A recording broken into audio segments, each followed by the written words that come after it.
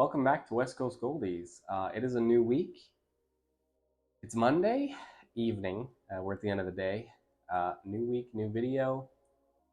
So I'm gonna work really hard to get out of the slump that was last week. So I'm gonna make a promise that we have some interesting things in store from this video, and now I have to follow through on that.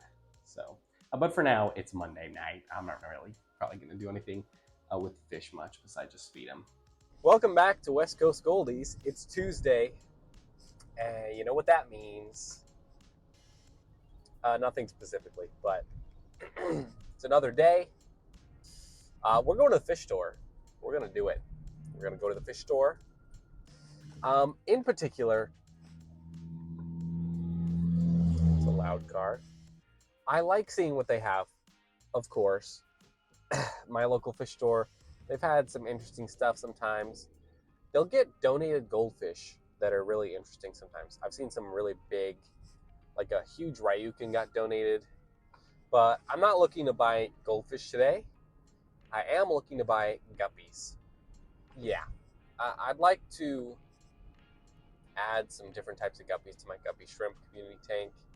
And if there's more shrimp too, yes.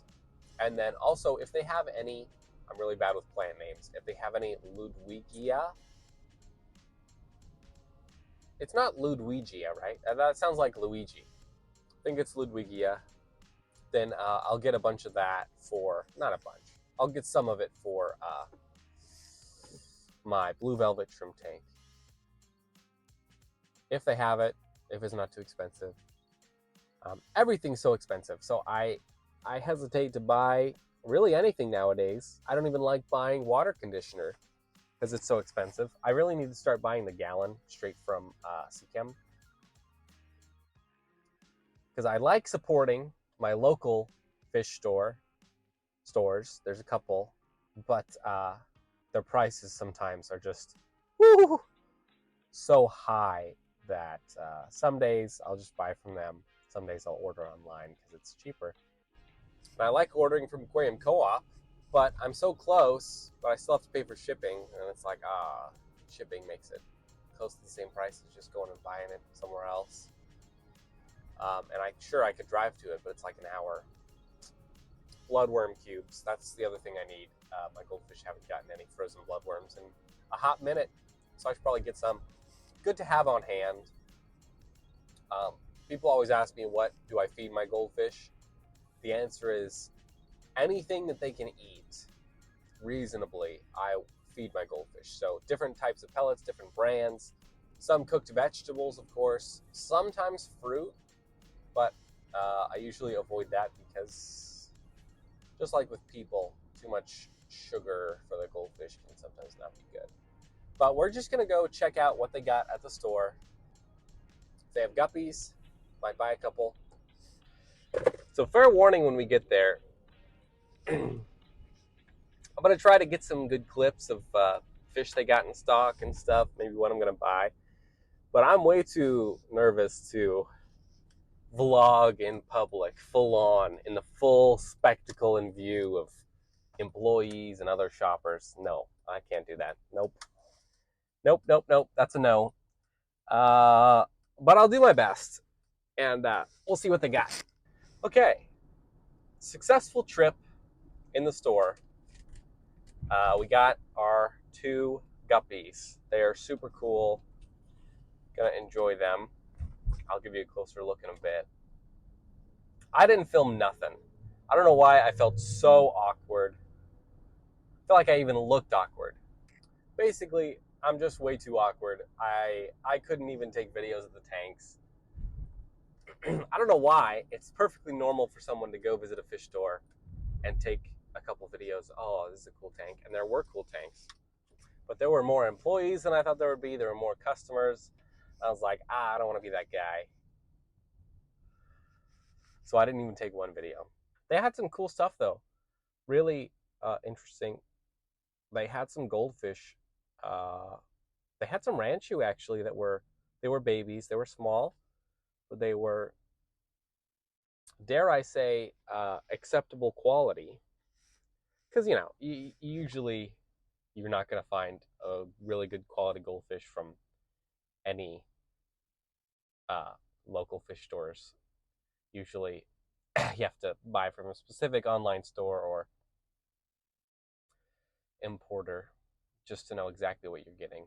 It's kind of a toss up with local fish stores and big box stores, but they had some cool ranchus. They had some cool arandas and ryukins. They had some pom poms.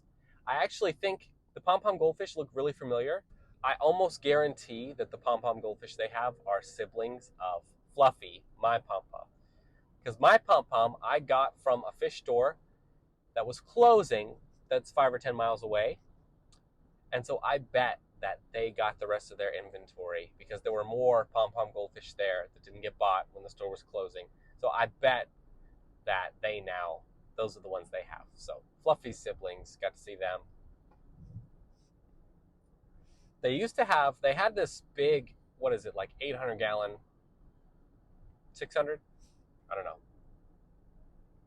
They had a big tank where they used to keep goldfish, and they would collect people's donated feeders and all sorts of big goldfish that nobody wanted anymore in this big tank, and it was really cool. But they actually changed that into a huge, like 600-gallon saltwater tank, which is also really interesting. But I'm kind of sad that they probably don't take donations of those big feeders anymore. But I like that they have kind of a big used section. If somebody donates tanks, they'll sell them secondhand, and there's usually interesting stuff.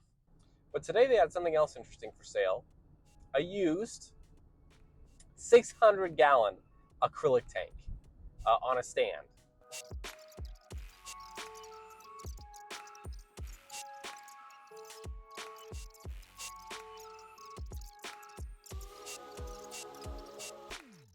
Maybe it's just me. I would never pay that for a used tank.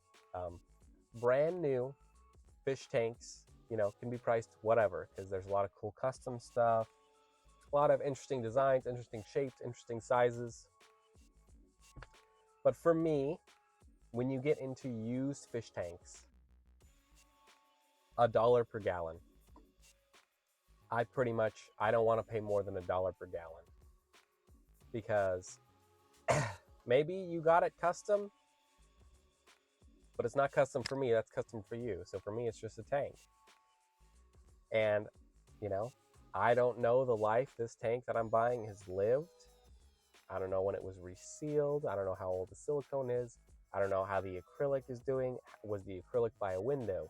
Was this tank stored outside? Was it stored inside? All these different things with used fish tanks. And I simply won't buy a used fish tank for any more than $1 per gallon. So, like the one I just saw, just blows my mind. Nothing against the shop. I'm just against the pricing in general, I think, for something used. But maybe take what I say with a grain of salt, because I'm not a super cheapskate, but I can be stingy. It's not like I beg people to lower the prices. I wait patiently until I see what I want for the price I want. And it always works out. My 6 tanks, 640 gallons on that huge steel rack, I got for $250 with tons of lights and filters and other stuff. It's 240 gallons. I got it for $250, and I mean, the rack and the lights and all the other stuff, I got exactly what I wanted at the price I wanted, just by waiting and watching. Even my 100-gallon acrylic tank, I got for free because it was scratched up. Somebody said, I don't want it.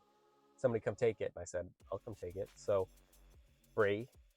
My 300-gallon pond liner, there again, I'm sticking to $1 per gallon. I'm not doing any more than that.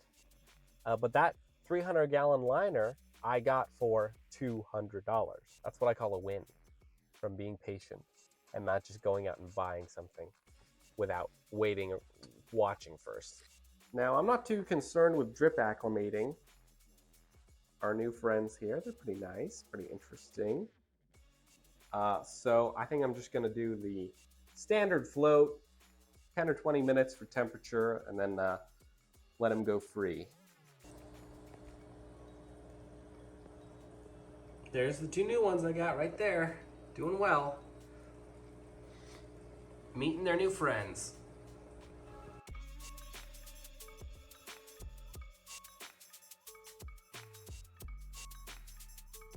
Welcome back. Welcome back. It is Thursday evening. And it's been a pretty chill day. And we're going to do some maintenance and just talk a little bit. Nothing super crazy planned. Going to do a little scrubbing. I haven't been feeding them a whole lot, letting the duckweed do its job most of today and yesterday. I did just feed them a little bit now, though. I'm gonna do a water change for all of them, just because when you're bored, if you keep goldfish, because some other things are more sensitive and you don't want to change the water that much, but if you keep goldfish, do a water change pretty much anytime you get bored. You say, I'm bored, I don't know what to do, put on a TV show, whatever, but do a water change. Because you pretty much, it's nearly impossible to over change goldfish water. Now, if you live somewhere with maybe a higher chlorine content in the water supply, that could be a worry with doing too many water changes. But for if you have a good water source, or even if you age your water, you could change the water every single day, and the fish would be better off. It's not even that the water needs to be changed. It's just more and more fresh water. They can eat more. They'll thrive more. Goldfish, breeders will tell you when the babies are small, they feed them a lot, a little bit every couple hours, and they'll change the water every day because they want to feed them more. And so it can be something fun to do if you're looking for things to do with your time. But we're getting some nice green algae on top of that Quan-V filter. Pretty much, but basically all that to say, I have time now, which means I'm going to do several water changes now for all of them. Especially because, it's better to do it while you have time. And then, if you get busy, you're not worried about it. Because I've tried to have a set day, like water change Sunday. And it just hasn't worked out because some Sundays I'm busy and I don't get time for the goldfish. But if I just change the water anytime I'm bored, sometimes that's once a week, sometimes it's twice a week, the day changes. But I know that I'm always caught up because, if Sunday comes, I say, oh, I did water changes Thursday evening, so I don't have to worry. That way, when things come up, I just know it's taken care of. It works better for me. But, whatever schedule you can stick to it, do it. Our new guppies are doing very well.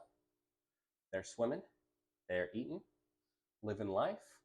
I love the colors. They're really cool. And yeah, everybody in this tank's doing pretty well. I need to clean the outside of these tanks a little bit. My plan is for tonight, bottom 4. Probably just a half water change on the guppy shrimp tank. I'd like to do a real good scrubbing in here because there's a lot of brown algae buildup. And I don't mind green algae, but I don't love brown algae buildup. So we'll see what we can do here. And of course, they always need a water change here. There is something I like doing when I'm cleaning the outside of the glass. Oh no, gotta catch this thing. This stopped floating, so I gotta get a new one sometime. But this is like a felt fabric on the backside.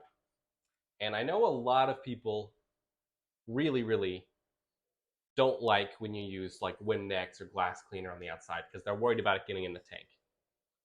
I Sometimes I'll just use a rag to buff it. Sometimes I'll use glass cleaner. I'm like 50-50, but most of the time, as long as you're careful, really careful, I think the chances are low. But what I'll do sometimes is I'll put glass cleaner on this felt pad here, and then when I scrub this, it's actually, it's the felt pad scrubs the glass cleaner around. No.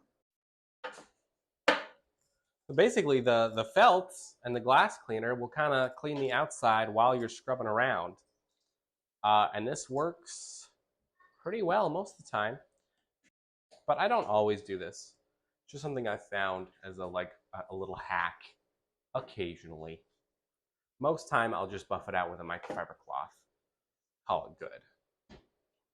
But I think the felt actually is a bit dirty because that's still a little streaky. So I think I'm going to have to use microfiber anyways. But now we know. It's worth a shot. I wasn't recording, but Espresso just tried to kill herself. She swam straight up the siphon, and I spotted it from across the room and ran over, and I turned the stop on it right when she was about to reach the end. Because, if they reach the end, then they will basically plug up the siphon, but it usually will hurt them. It'll rip off wen, it'll rip an eye out, rip scales off. It's a good reason not to walk too far when you're doing a water change, but she seems fine. I literally turned it right before she hit the back of it. And we have our microfiber cloth now. These are always the problem children. Sesame always swims up the siphon, and that's the second time Espresso has tried. I don't know why the other fish stay away from the opening, but they're a little too curious for their own good, I think. Okay, we're filling it back up. And as always, I match the temperature to what it was before. And sometimes that just takes taking a quick feel. And you'll remember the temperature when you put your finger back in. You'll say, oh, that was colder, that was warmer. Because for me, at least, it doesn't need to be exact, just close. You usually don't want more than like a 5 Fahrenheit swing, up or down. So that's what I go for. And for my faucet, it usually means just turning on the hot water a tiny bit and then the cold water all the way.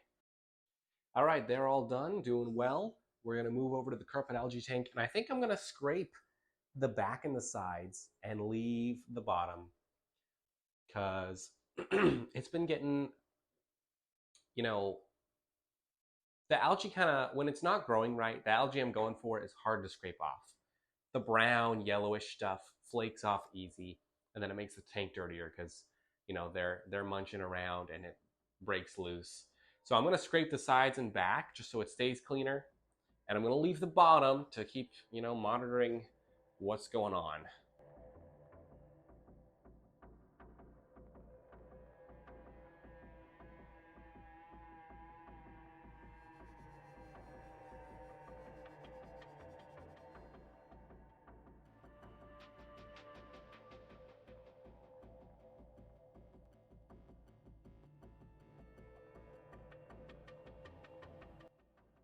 See, this stuff is just so easy to scrape. When it's the right green carpet algae, it really sticks to surfaces. Okay, we've done some scraping and squeezed the sponge, and we're gonna see how good this looks when we fill it back up. I think it's gonna look pretty good. I scared myself earlier because I walked in here and there was a really, really weird noise coming from, one of the tanks. I thought, oh no, is something disconnected, So first thing I did is I checked. I'm like, okay, none of the tanks are low on water, so nothing's leaking.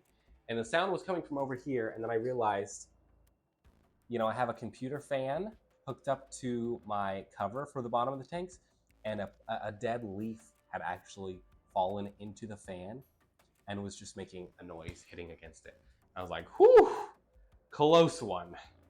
Okay, we're a couple hours later, and success. I have done a water change for them, and I also topped off these top 2 tanks because between the plants and evaporation, they were down a little bit.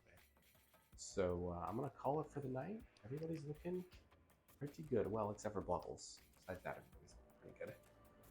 Good evening. It is Friday afternoon.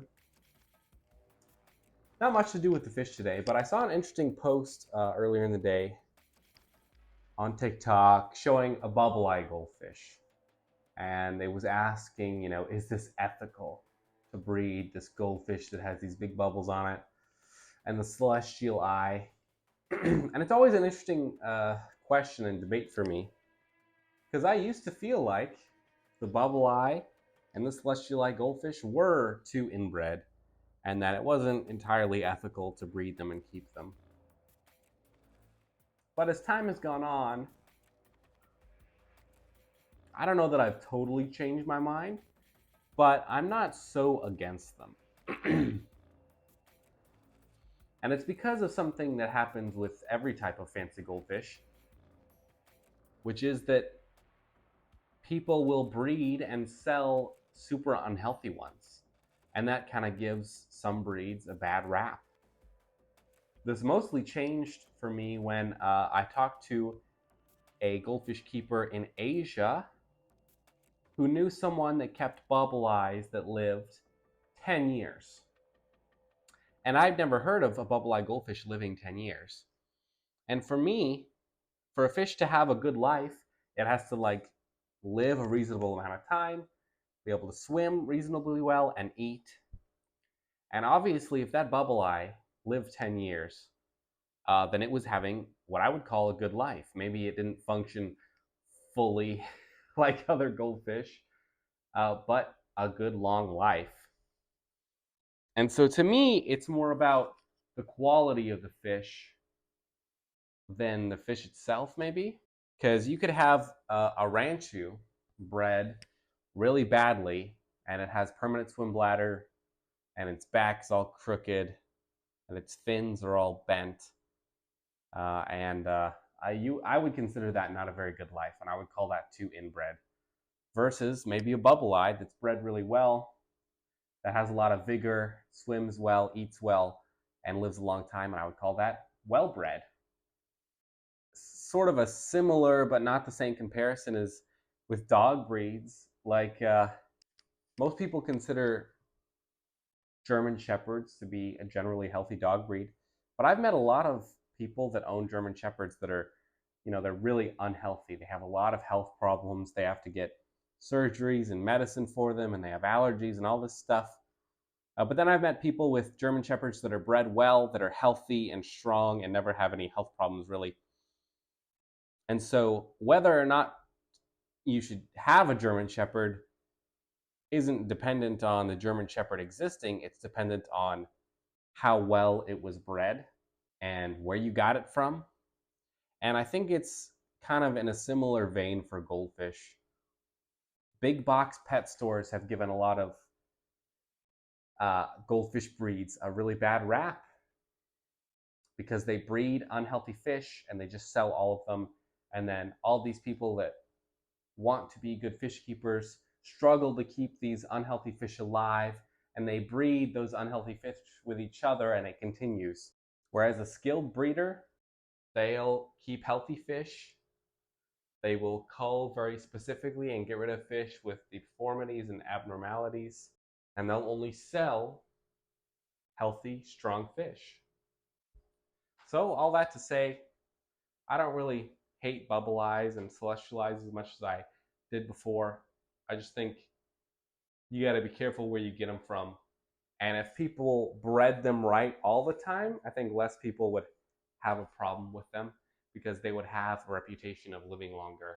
The sesame here has few little white spots on her. You see that kind of fungusy buildup. So I added some salt to the tank, just a little bit, 2 tablespoons. And we'll see if we can clear that up with just a little salt. Welcome back. It's Saturday night, and we're in the evening time. It's starting to get cold, but as usual, I have more time and energy in the evening times. And so I think I'm just gonna try to clean up a little bit. And part of my fish keeping chores is always trying to make my pond area just look a bit better. And so part of that is I'm trying to burn down my pile of firewood over there. just to kind of, I don't know, I haven't figured out what I'm doing yet, but I'm trying to burn up all the firewood because it's getting old and rotten, and trying to work out a way to make this area nicer. So I'm starting a little campfire to burn through my old rotten wood, and I'm probably just going to set a time lapse as I'm doing stuff here. Wow, everything is so cold and wet. It's probably 45 minutes later now, and I just now got that fire started. It was quite difficult.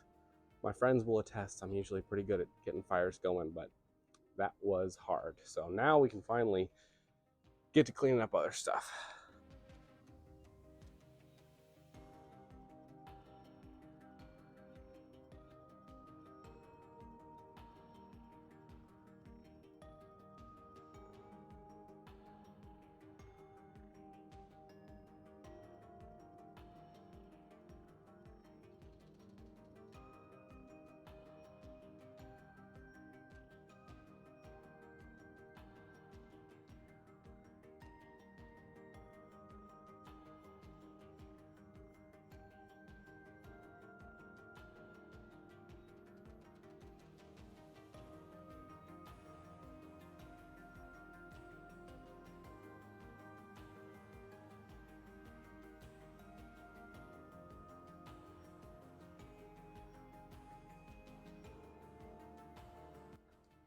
Man, I forget how much I love chopping wood.